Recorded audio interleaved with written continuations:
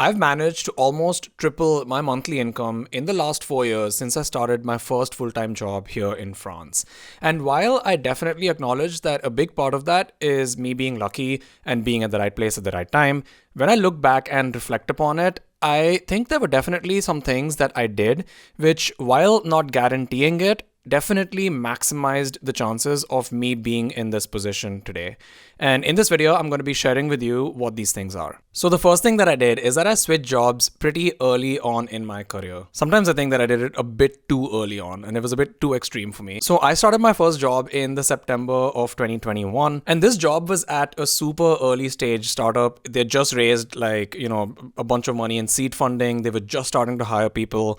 The company hadn't been around for that long either. The product wasn't fully developed. So you see, it was a pretty young company, and this was me fresh out of HEC, fresh out of my master's. So I had no experience, like barely any experience, and I was the first and only marketing employee. So that was pretty crazy. I think the first few months of that job went really well. I think I learned a lot of new things. I was really pushed a lot. I had a really cool external advisor that came in once a week to really help me with stuff. But literally after 3 to 4 months, I started realizing that maybe this is not really the kind of place that I want to work at in the long term. The company started taking a direction which I wasn't really sure that I wanted my career to go in. And more specifically, it was that I really liked doing content and I really liked doing more organic marketing. And that's what I thought I was hired to do. That was the plan of the company when they hired me. But they sort of realized that most of their customers actually were coming from sales, like B2B sales. And so they sort of pushed me to do more cold outreach, to improve the sales funnel and all of that. And it was just not things that I really actually wanted to do. And then secondly, what I also sort of realized was that in my first job, I didn't want to be the only one working in this team. What I was expecting more was having a manager, someone that could mentor me, that could teach me, and I wasn't getting that at that job. And so I was pretty frustrated, and I started to get even more and more frustrated. And then I remember it was at a point 6 months into the job where I was like, you know what, I don't think this is working. I feel like I need to leave it. That was definitely really, really hard to do. And I found that another company that I really liked was hiring for a position that was way more interesting for me. They were hiring for the position of a copywriter and storyteller.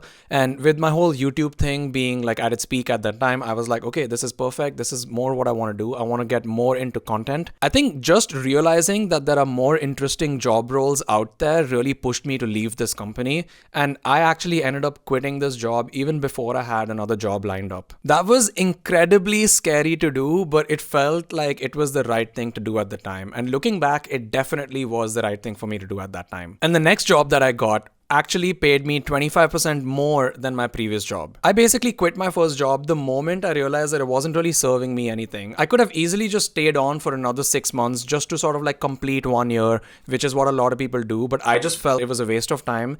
And if there's one principle that I live by most religiously in my life, is that I never want to spend any more time than necessary doing things that I don't want to do. And so yeah, quit that first job, made 25% more at my second job, but then something crazy happened. 4 months into my second job, the company went through a round of layoffs, and so I lost my job at that point. And I had to go through that process of finding another job for the second time in the course of 1 year, and that was I feel like that year was just not a very easy year for me. But thankfully, I wasn't really unemployed beyond a week for any of these situations. I found my next job, bounced back right up, and that next job that I found also paid me around the same. And yeah, that job turned out fine. It was great. And I stayed there for a year and a half almost. But essentially, I realized that switching jobs early is something that most people are actually very scared to do, because I sort of understand it as well, that getting your first job was a struggle. It's really hard to get your first job, especially in this market. And after you've been through that struggle, it's really scary to go back out and look for another job again. But also at the same time, one thing to also understand is that your first job is going to be far from your perfect ideal job. Because in most cases, the first job that we get, we take it when we're kind of desperate to get a job. We just want some job to start off with. We don't want to be unemployed for too long after finishing your master's or your studies. And so yeah, so the job that you're going to pick up at that state of your life is not gonna be the ideal job for you in most cases. So I think it's actually totally normal that if you realize that this job is not working out for you, just quit it. I feel like I was particularly courageous to quit my first job, even though I didn't have another one lined up yet. But yeah, I mean, it's just something that I felt like I had to do. So yeah, switching jobs early, it increases your income. It makes you way more confident about yourself because you sort of realize that, okay, your first job that you got, it wasn't just a fluke. You can get another one. And it just makes you confident that, oh, if I lost my job today, I will be able to find a second job. I think going through that job hunting process when you've already had a job just makes you way more confident. I also think that when you switch jobs early, you learn way faster as well because you learn a bunch of things at your first job. And then there's always a point, where you sort of like mastered everything in that job. And, when you get another job right after that, you just pick right back up with the learning. I guess that's more true for like entry level jobs, which are relatively easier. It takes longer and longer to learn a job the more senior you get. But yeah, at least at the very beginning, I think that most people stay at their jobs far too long. I think I know of a lot of people who are very scared to leave their job to get a second one. They've stayed at the same job for 3 years and they feel like they're not happy with how much money they're making. They're not happy with the job, but they're just still very scared to leave. So yeah, changing jobs as early as possible. I think that's definitely one of the best things that I did for my career. I also think it's very normal that you're scared of changing jobs because it is very risky. Like, I changed my job and I got another job and then I got laid off from that job 4 months after. So, it is a risk, right? A known devil is always better than an unknown friend. When you're familiar with how something is, it's very scary to leave that for something that may or may not be good. So that's just one of the risks that you gotta take, right? All right, so the second thing that I did, which really helped me earn a lot more money, is I added a second stream of income as early as possible. So I started this YouTube channel when I was a student, and this YouTube channel, through AdSense, through affiliate, through some sponsorships, it started making some money.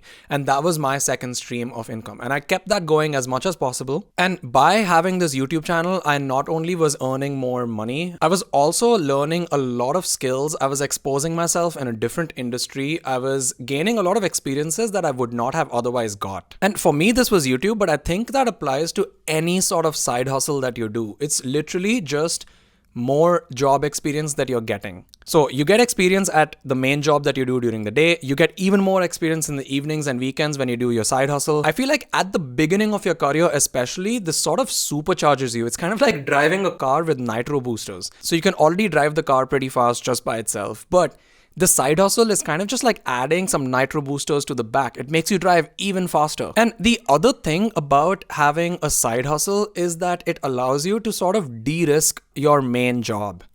Especially if your side hustle is earning you a decent amount of money. Especially in this sort of an economy where you just don't know when you might lose your job at any time, especially if you work in a more volatile industry like tech. Having a second source of income just makes you feel a lot more at ease that, okay, I have more options. If I lose my job, I have another stream of income. I'm not completely lost. What it also allows you to do is sort of de-risk your sense of personal satisfaction with your work as well. So for example, if there's periods of time where my main job is not being fully satisfying to me, maybe because it's a slow period or maybe I'm frustrated about something, I also have a second thing that I can base, that I can get work satisfaction out of. So if one thing isn't making me so happy at the moment, I have another thing that will make up for it. And then vice versa.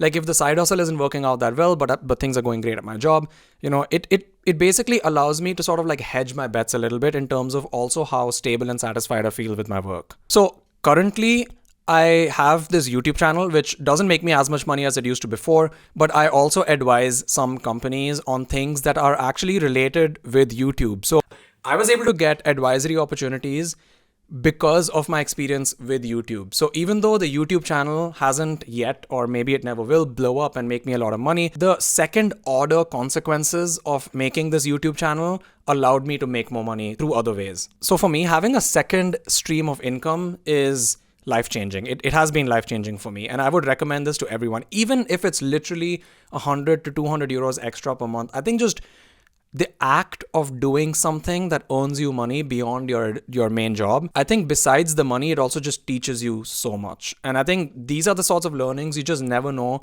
where they can help you in your life or in your career. All right, one thing I want to add here is that if you're considering starting a side hustle or a second stream of income, you should always make sure that your work contract at your main job allows for it, because a lot of companies have exclusivity contracts that explicitly prohibit you from doing any other professional activity, whether it's a side hustle or not. And One thing that I always made sure to do is that I always checked my work contract before I accepted a job to make sure that there's no exclusivity contract, because I knew from the very beginning that it was very important for me to have the flexibility to start a side hustle. So it's something that I always made sure that I didn't have.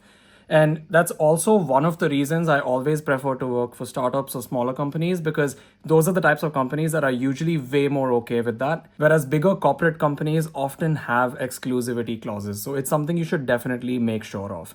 Another interesting thing to note is that, at least in France, even if you're a foreigner on a work visa, as long as your side income does not surpass your main income, you are allowed to do that on a work visa. So that's something to note as well.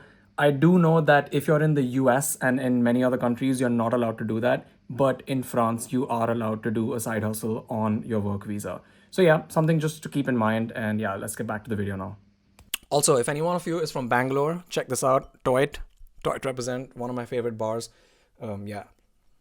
I was literally about to drink out of my microphone. The third thing that I did, which really helped me make more money as well in my career, was that I avoided lifestyle inflation as soon as my income increased. I remember when I got my first job, I decided at that moment that, okay, for as long as possible, I'm going to pretend I'm still a student, I'm still an intern, I'm still making like, 1,000 something euros a month, and I'm going to try for as long as possible to live on that. That allowed me to save up a bunch of money, which came in pretty handy actually when 6 months after I started my first job, where I was like, okay, I want to quit.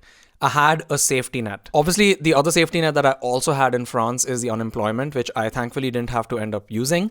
But essentially, avoiding lifestyle inflation as soon as my income increased allowed me to take way more risks. If I know that my monthly burn rate is way lower than my income, it just makes me feel like, okay, I can literally pay my bills with any job that I get, even if it's a minimum wage job. And so I can just go and do whatever I want. Obviously, living way below your means and avoiding lifestyle inflation also helps you in saving your money, which then, allows you to build a 6-month or 12-month like safety net. And when you have 12 months of expenses saved up, that's what they call you money. It allows you to just say you to anything. Yeah, I think there's a lot of power in that. I think it gives you a lot of stability in your life. It just makes you feel like you can literally get any job and you'll be fine.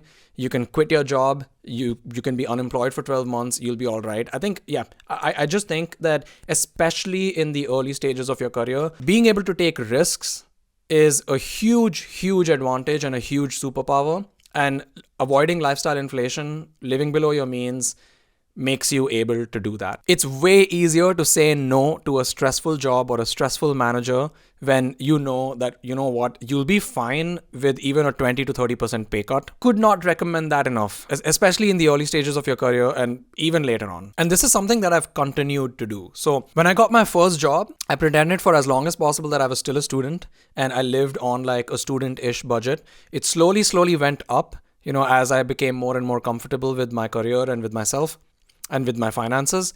And then when I got that 25% pay increase, again, I just pretended like I still had my previous salary. And then when I got another 25% pay increase on top of that, still pretended like I still had my previous salary. I remember one day I sat down and I calculated that, okay, this is how much on average I spend every single month. And then I was like, you know what? For the next 3 months, let me just try and live my life exactly the way I want it. Let me go out to eat as much as I want to. Let me do whatever I want. And then let's calculate once again, what was the average that I spent? Sort of realized that, okay, maybe I spent 10 to 20% more. Fine. I set that as my budget. And I knew that even considering that, my burn rate was still way below my salary. So then I just set that as a budget for my monthly expenses, for my rent, for everything. And I've pretty much stuck to that budget for the last couple of years now. And any additional thing that I spend on, I sort of I'm very mindful about what I'm buying and how much I'm spending on it, so that I make sure that I can still afford my lifestyle even if I had half my current salary. So yeah, I think avoiding lifestyle inflation is super, super underrated. It's very exciting to go out and spend a bunch of money when you have more money, but if you can avoid it, it will give you a lot of flexibility in your life. And that flexibility will turn into being able to take risks. And being able to take risks will turn into being able to make more money in the long term. Whew. All right. So the fourth thing that I did. I actually think this was probably the most important thing that I've done, which allowed me to make a lot more money. And it is to get into the mindset of how can I help here? Just think about it. You earning money is a result of you providing value to somebody or to some business or to some organization. And that value being worth more money to that business, and then you capturing a part of that value. So essentially, you make money when you create value. And how you create value is how you can help here. I've been doing this for as long as I can remember. I think basically since I was in my bachelor's, for more than 10 years, I've always been thinking that, okay, I have these skills, I have this insight, I have this experience. How can I use this to help this business grow? The first thing that comes to my mind is how can I help them grow? And then obviously the second thing that comes to my mind is how can I position myself in a way that allows me to capture a share of what I've created for them. And I've applied this in a variety of different ways.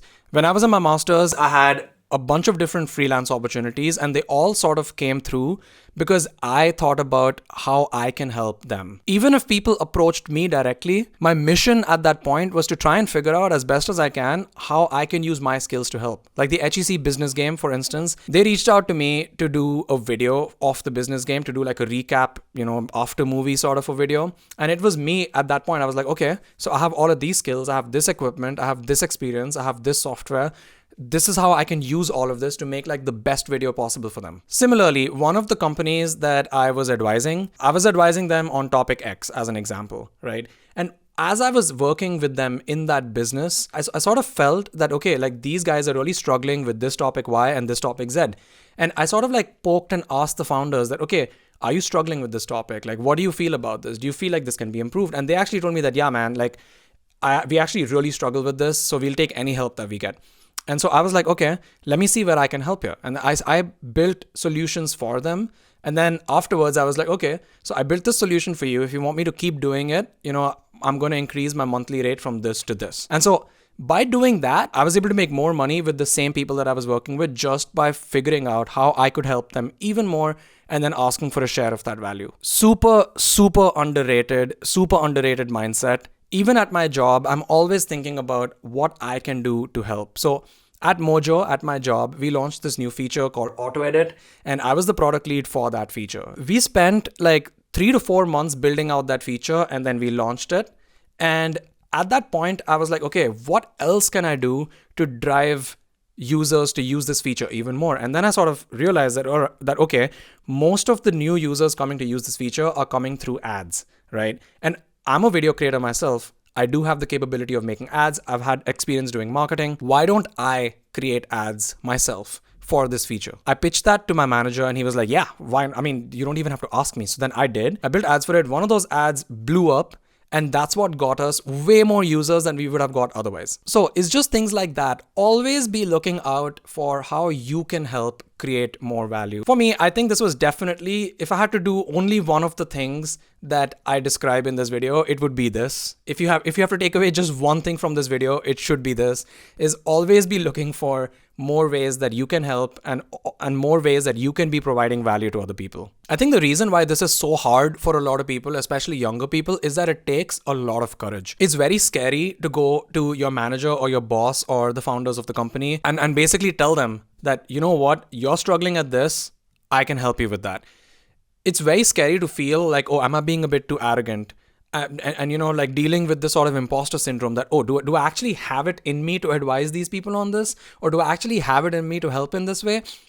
I feel like getting over this imposter syndrome is the hardest part of this process of, getting into the mindset of how can I help? Because yeah, it's scary, especially when you're young, you have no credibility. So I sort of feel that this is like the most important thing. Yeah, it's just about creating value and then capturing, a part of that value. I also just think that by being in this mindset of how can I help, you also just sort of like train your mind into always be looking for opportunities to create value. Even if you don't get paid for them, or even if you don't get financially rewarded or otherwise rewarded for them immediately, just always just thinking of like how I can help here just helps you think in that way of like, okay, just be more resourceful, that, okay, I have these experiences and these skills and I can use them in these ways. And I think that is super, super, super underrated. All right. So the other thing that I did, which was a little bit unorthodox, which I don't really know if anyone else does this,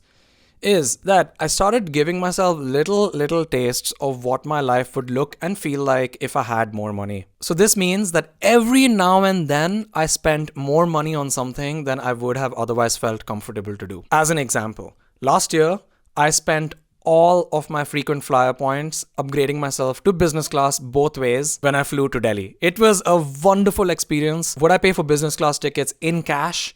Probably not.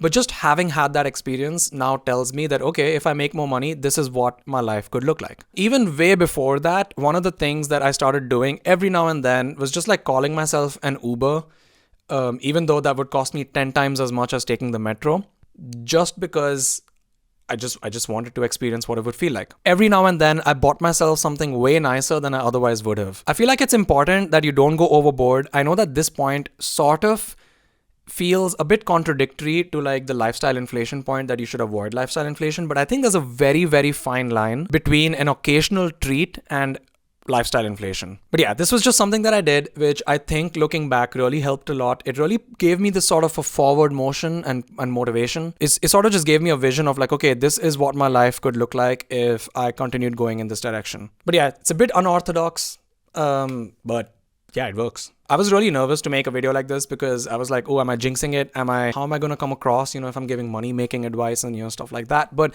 I think it is really important to share because these were things that I consciously did. I learned these things through my own experience, but then also from other advice that I got elsewhere online. And I think it's really important to share it because, I just want to help everyone live a life that they want to live. And if this video helped you, I'd really appreciate a thumbs up. And if you have anything that you want to add, any advice that you want to give, any questions that you have about anything that I've shared, the comments are open. I'll be happy to answer any question that you have. I'll see you guys in the next video.